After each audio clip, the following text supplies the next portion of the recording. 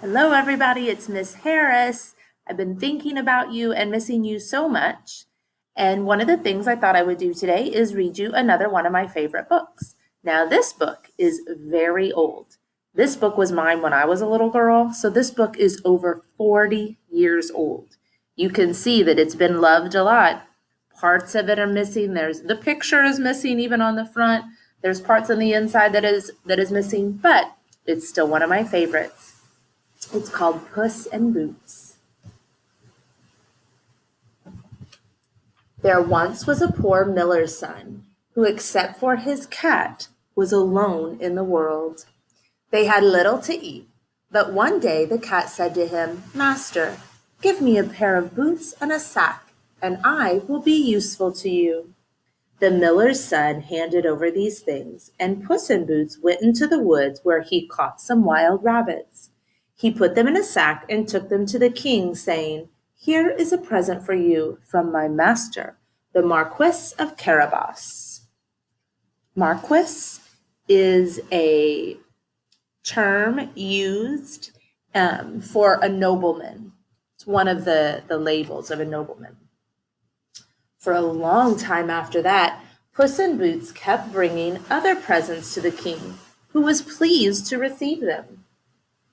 Each time the king was told that they were gifts from the Marquis of Carabas. One day, Puss told the miller's son, "Do as I say, and do it at once.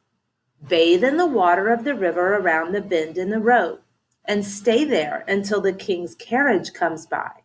The miller's son did exactly that.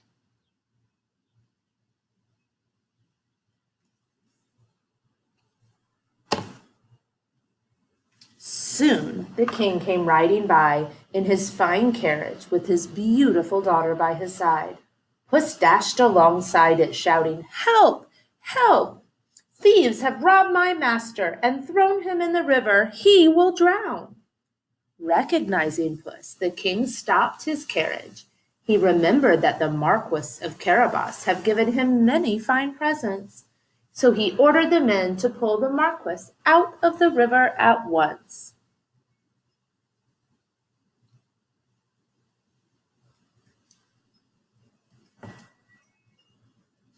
Then the king told his men to bring fine clothes for the Marquis to wear, and once he was handsomely dressed, the miller's son was invited to ride in the carriage alongside the princess.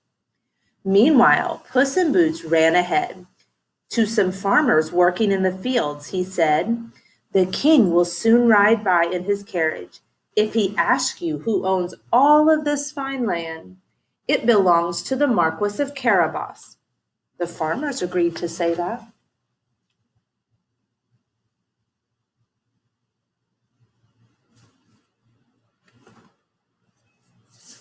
Sure enough, when the king came along, he was told that the Marquis of Carabas was the owner of the fields.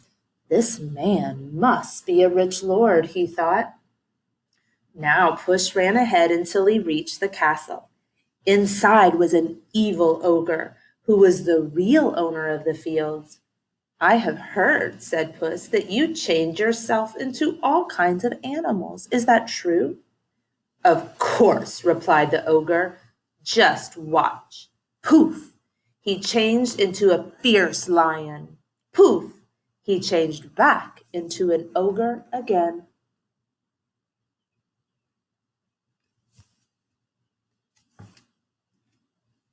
"But a lion is so big," said Puss. "Can you change yourself into a tiny mouse?"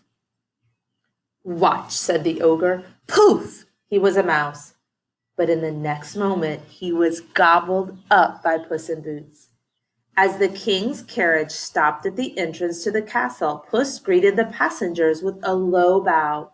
"Welcome to the castle of my master, the Marquis of Carabas," he said.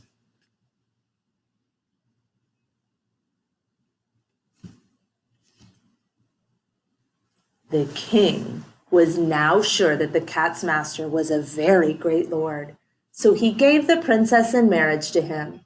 A magnificent wedding feast was prepared, and so the miller's son became a real lord.